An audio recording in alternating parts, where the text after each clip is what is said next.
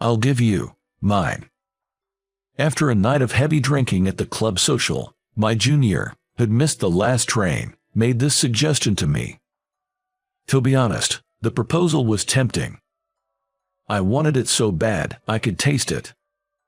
She dangled it right in front of me. It would be impossible not to get excited. I lost all sense of reason to her offer. My name's John. I'm a junior in college, just your average guy, or at least that's what I pretend to be. Ever since I was young, I've been a huge fan of video games and comics, what you'd call a geek, especially hooked on this one particular game. I'm so into it that I even have its action figures on display. It's a famous RPG series abroad, and I've played all the way up to its 14th title. I particularly love the 7th title, to the point where I have every character's figure displayed on my shelves. But out of all, there's this one heroine, a graceful lady skilled in martial arts, who might as well be my first love. I'm head over heels for her. But my obsession means I've bought not only her figures but keychains, posters, and even a body pillow. To outsiders, I'm probably just another creepy geek. I'm definitely one. I know that. That's why I tried to blend in at college, making some friends, engaging in some social activities. I'm worried that I'll be suspected of being a geek if I don't join a circle and go home immediately. By the way, the main reason I'm so cautious about revealing my geeky side is because of a past experience where I was dumped and ostracized after being outed as a geek. John, you're such a geeky gamer. Get real. Those words from my ex-girlfriend still haunt me. Why does everyone think geeks can't face reality? I believe it's wonderful to appreciate and support what or who you love, even while acknowledging reality. But society can be tough on geeks, so I pretend to be just another college student. The club I joined is a fashion and craft club. It's mainly focused on creating clothes and accessories. It might sound girly, but surprisingly, there are a lot of guys. I joined because I wanted to make clothes for my favorite plush toys. Most members prefer to work quietly, which suits me. That's what I thought. Then, my peaceful routine was disrupted by a new member. I first noticed that junior when I was in my junior year. A new girl joined our club. Her name was Madison. Madison was as cute as her name suggests, with a ponytail that suited her so well.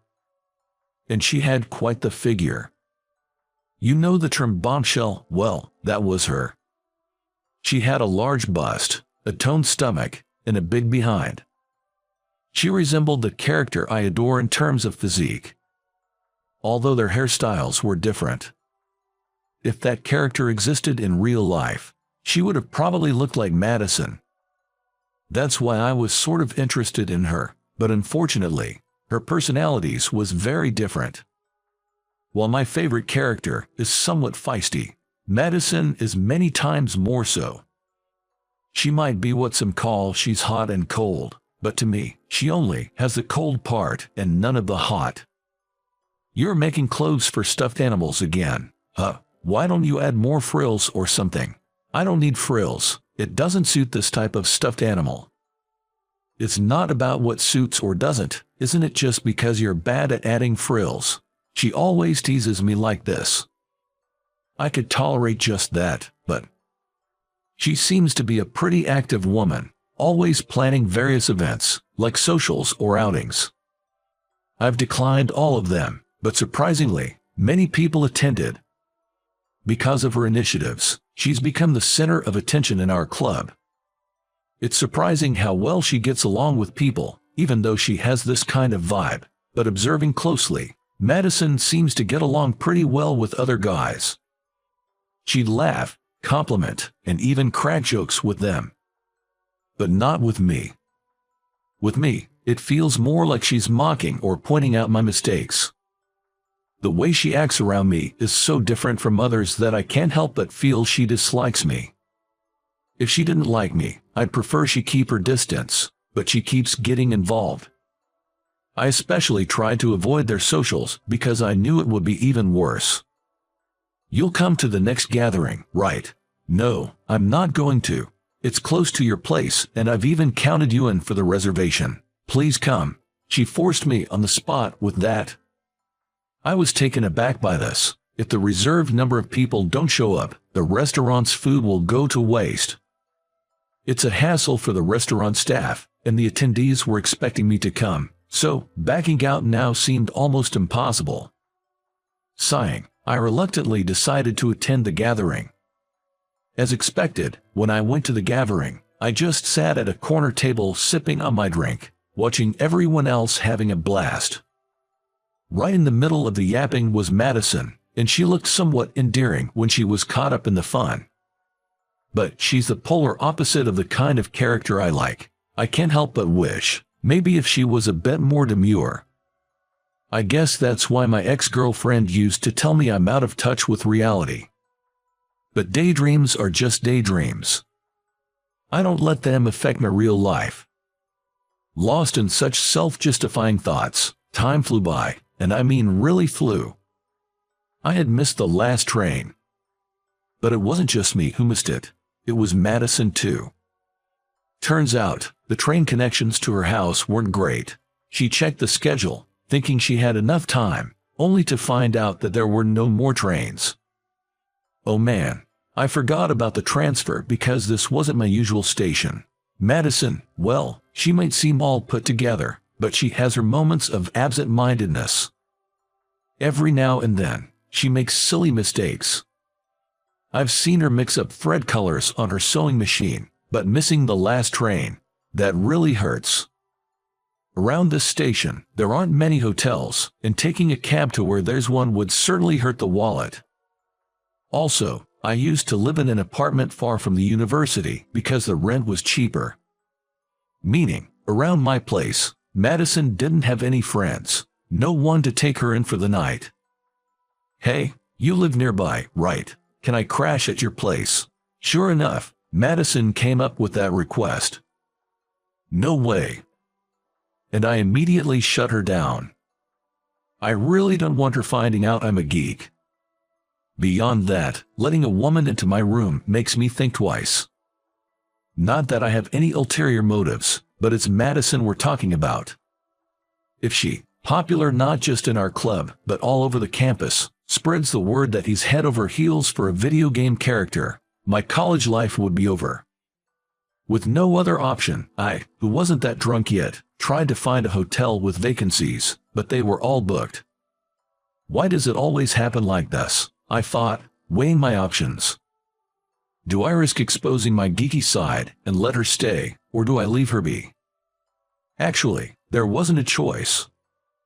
Madison is beautiful. And I can't just leave her out here, intoxicated as she is. If I did, I'd lose something fundamental about being human. I just couldn't do that to her. I'll let you stay, but don't go snooping around my room too much. Do you have some adult magazines or something? No, I don't. Joking like that, we began walking. Luckily, my place is really nearby, so even a tipsy Madison could make it there. I guess I've got no choice but to bite the bullet now. Reluctantly, I let Madison into my room.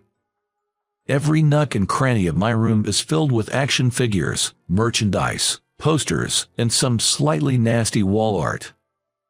Honestly, I wouldn't want to let any girl see this mess. It's pretty awkward. I thought about tidying up beforehand, but there's just too much stuff to hide, so I had to give up on that idea. I was certain Madison would mock me, saying things like, "You've got so many girl action figures, it's kinda creepy," or "Oh wow, so making outfits for plush toys was your hobby, huh?" But to my surprise, oh, is that T from the Final Fantasia series. By the way, this series is a game title, and T is my favorite character from it. Wait, you know it. I don't just know it, I absolutely love it. Especially Final Fantasia VII. Oh my, you have the main character's action figure too. I adore this character. Madison's eyes were shining like I'd never seen before. Those eyes, They were definitely the eyes of a geek. I knew because I'm one of them too. And she seemed to be quite the hardcore fan. I missed out on that figure in the draw. I'm so jealous you have it. I just got lucky. The odds were really against me. Wait, Madison, you're a geek too. I was taken aback by this surprising side of her. She blushed and hesitated a bit. Yeah, I am. But you know, nobody around me plays games, and I can't really talk geek stuff with non-gamers, so I kept it to myself. It's nice to find someone with the same interests. Where did that usual cheeky Madison go? Seeing her slightly embarrassed smile was quite the contrast. I'm not into hot-cold personality, but there's something about that gap in personality. As I was lost in thought, Madison began looking around my room. This poster of T is so cute, and you have so many cool merchandise, but there's one thing that's a bit disappointing. She was excitedly looking around my room when suddenly, her eyes fixed on me with a stern look. Did I do something? I thought, tilting my head. Madison then pointed at my figure shelf with a snap. The way you've arranged these figures is so messy. We can't see the T in the back. To be called out for my figure layout was unexpected, and I was left dumbfounded. Truth be told, I don't really have a knack for displaying figures. I just kind of placed them there. I didn't expect Madison to critique it. You should use a stand to elevate them like this. Oh, really? Yes. It's such a waste when you have all these cute figures and they are not displayed properly. Madison pouted as she said this, and her expression looked so much like T's that I couldn't help but laugh. Why are you laughing? It's just, you kind of looked like T just now. Really? Yay. I love T because she's so cute, so that's a huge compliment. Madison's genuine excitement was quite adorable. I often wished she was like this all the time. But apparently, when she gets as excited as she was today, she tends to speak fast or gets carried away with the conversation, so she usually tries to control her tone. Actually, I've always thought the clothes you make for the plushies would look cute on a T plushie. I was being careful not to sound too geeky, but it ended up sounding harsh. I'm sorry. It seems she was trying to be considerate in her own way, and it wasn't that she disliked me. Knowing this put me at ease, and I felt we could become good friends from now on. Just as I had this thought, I glanced at the clock and realized it was already late into the night. Staying up any later would make tomorrow tough. Maybe we should call it a night. Yeah. Oh wait, isn't today the announcement for the limited T figure draw? Madison's reminder brought it back to my mind. The results for the exclusive figure draw are due at midnight. It seems Madison had entered the draw as well, so we both checked our emails. And the result was, I didn't win. What a bummer. Frustrated, I slammed my fist on the floor. I really wanted that figure, but if you don't win the draw, you can't even buy it. I definitely don't want to buy it from a scalper, so I guess I have to wait for another chance. As these thoughts filled my head, Madison said, I actually won. Seeing my despair, Madison whispered, looking somewhat apologetic. Wait, what? I couldn't help but stare at the email she showed me. The email confirmed her win. Why did she win, and not me? It's not like I love T any less. A pathetic sense of jealousy welled up within me, and I didn't know where to look. Because if I look at Madison now, I might end up giving her a weird, envious stare. John. What? If you want, I can give you my winning ticket. Wait, what? I ended up repeating myself, but I eagerly asked Madison about her offer. Madison replied with a smile. You should be the one to get it since you're a bigger fan of T. Plus, consider it a thank you for letting me stay over. Are you serious? Thank you. Please let me have it. I felt as if an angel had descended upon me and was so grateful to Madison. Being a fan without many like-minded friends, I rarely get such help. In my overwhelming emotion, I even got on my knees to thank her right then and there. I was so thrilled about getting the T figure that I couldn't contain my excitement. Seeing me like that, Madison laughed and said, "But there's a catch. A catch. Come with me to the next Final Fantasia event." Even though she said it was a thank you, Madison was inviting me to a big event that was about to take place. Apparently, she was too shy to go alone, but really wanted to attend and was looking for someone to accompany her. "I know you well enough, and I think we'd have a great time chatting." Smiling, Madison made me an offer I couldn't refuse, all for the sake of the figure. Over the next few months, my relationship with Madison underwent a drastic change. To be honest, I was thrilled to have a fellow geek as a friend. Being passionate about something and sharing it with someone is just so much fun. Madison and I attended events together frequently. She'd even come over to my place to play video games.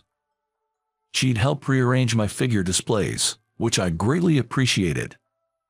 "I'll keep helping with your displays since you're so hopeless at it. I'm counting on you." By the way, I've been to her place too. Her figures and stuffed animals were neatly arranged, and it genuinely surprised me. She had a sense of style that I lacked, and it made me see a different side of her. By discovering new sides of each other, we began to respect each other even more as individuals.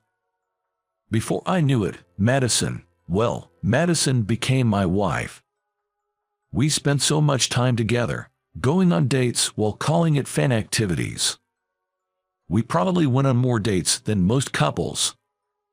Of course, we both understood each other's fan activities. Whether we were attending events together or one of us couldn't make it, we'd cheerfully send the other off. We each had our favorite characters, but we trusted each other as future partners. I'm glad we missed the last train that night. Today, while playing a game together, Madison mentioned that, "Indeed, if we hadn't missed that train, we might not be together like this." Life is unpredictable. You never know what might set things in motion. But whatever the reason, if I am happy with the life that has come to me, I want to cherish that happiness forever. People might laugh at our geeky hobbies, but in a way, they were the connection that brought Madison and me together. Without our shared interests, we wouldn't have become a couple, let alone husband and wife. That's what I now wear my hobbies with pride. Lost in these thoughts, Dan, Madison unleashed her special move, and I lost the game. Honestly, I can never beat Madison, not in real life nor in games. While it's frustrating to lose, seeing Madison cheerfully exclaiming, "Yes, I won," makes it somewhat okay.